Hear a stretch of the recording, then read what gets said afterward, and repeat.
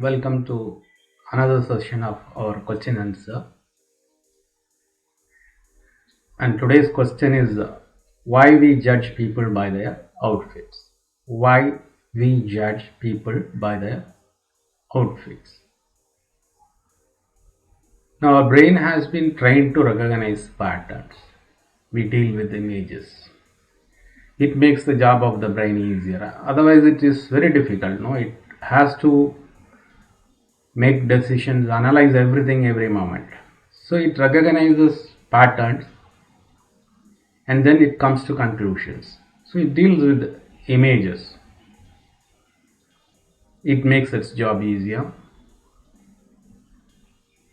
But with respect to personalities, with respect to persons, their behavior is dynamic. So the images most probably tend to be false because we have been taught in the wrong way. We have been conditioned to assume. The society, our parents, our education have fed wrong notions sometimes. So we assume that more expensive things are of better quality. It may not be. And fair skin means good person. This is traditionally a religious approach. Person, as they are more and more grey or dark, anything dark means bad. Any dark place is fearsome, is hell, equated with hell, is equated with something bad. So our brain assumes, we have been taught that white is good and black is bad or grey is bad. So that is not true. That is merely a false assumption. So expensive outfit means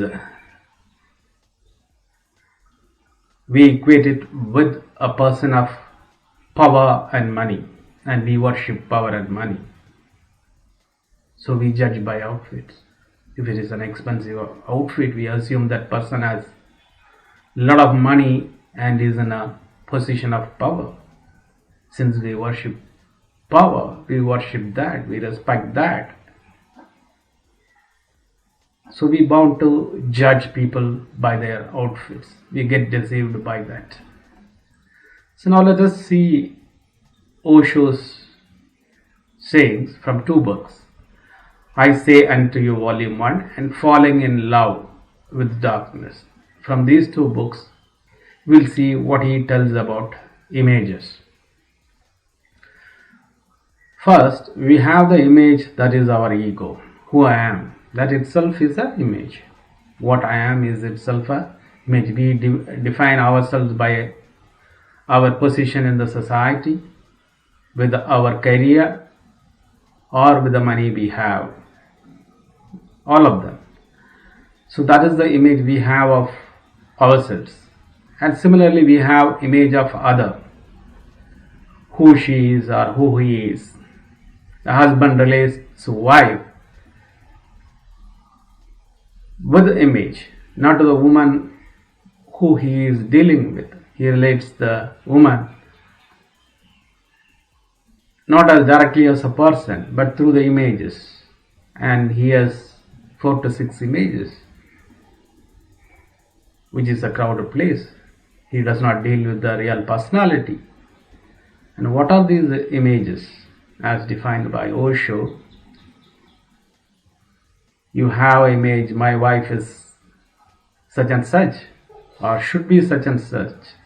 So you have 2 images of her, and she has 2 images of what you are, what you should be. So that makes into 4 persons, not a one person dealing with the other. And sometimes it becomes 6.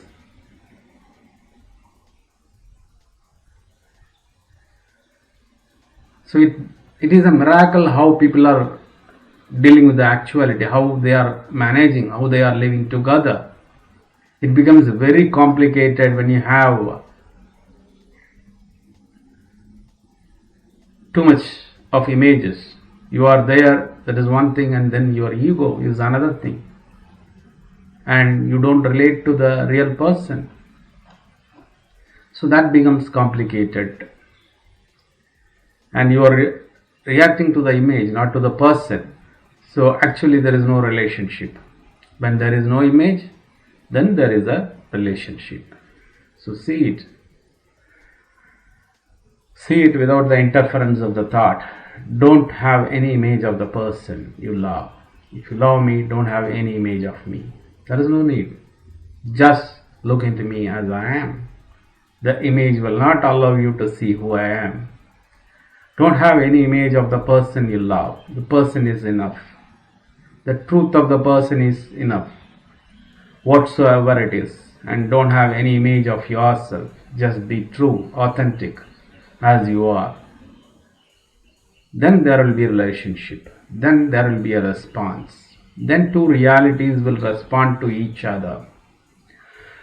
And when there is great harmony, melody, joy, there is great beauty when you have no images.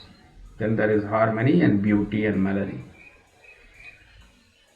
So that is what Osho says. Osho says, don't have images of even God or any other person. Drop all the images. So then you deal in a totally different dimension. Approach the truth imageless and thoughtless, empty. And we know nothing of the fact that we are more than mere image. We know that we are our image that has created the difficulty. We think the image of ourselves is our being. Someone is a leader, someone is a poor man, someone is a rich man, someone is a master, someone is a disciple, someone is a husband, someone is wife, and so on. All these are images. All these are reflections that appear to us in the eyes of others. But I am what I am. I am not the way I appear in your eyes. What you see with your eyes is my shadow, and somehow I have become stuck in that very shadow. Suppose you met me today on the path and greeted me, and I become happy. I am such a good person that people greet me with respect. If I make an assumption, then it is false. That is ridiculous. If somebody greets you, that does not make you a good person. There are more people respecting a villain. They are subservient. Maybe because he has power, he can threaten. Maybe he has money. Maybe more people greet him than a good person. So there is no connection. So we have such images. We want people to adore us. That gives us some recognition, that builds up our image. And we want to have a great image. And when they stop paying respect to us, then the image is broken. We become sad, depressed. When they turn their backs on us, we will be in trouble. Now the image has become stuck and it will demand respect. We become identified with that image. So when it does not receive that, then that image is broken, then you are in trouble. You must have seen when political leaders or government servants, when they are in a good post, they are respected by everyone. When they lose their post and power, then people don't respect them because it is given to their position. And their condition becomes pathetic. Many of them are unable to cope up with the laws of the position. They think they have lost everything.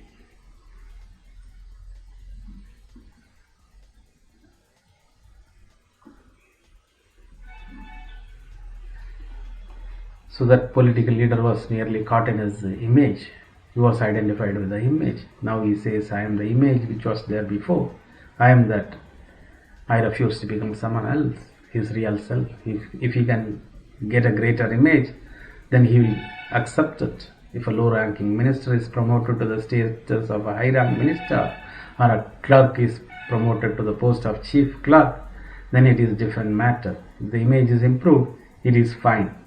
If the image is degraded, then the trouble begins. Man is identified with his image. So that is our answer to the question. It is because people respect the image, not the real self. In a similar way, the outfit plays an important part. If it is a costly, expensive outfit, then people have an image of power and wealth. So they respect that.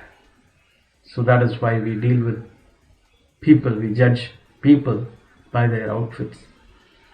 This is the answer. With this, we are ending this episode. Stay with me for another episode. Subscribe to my channel. Share this video. Thank you.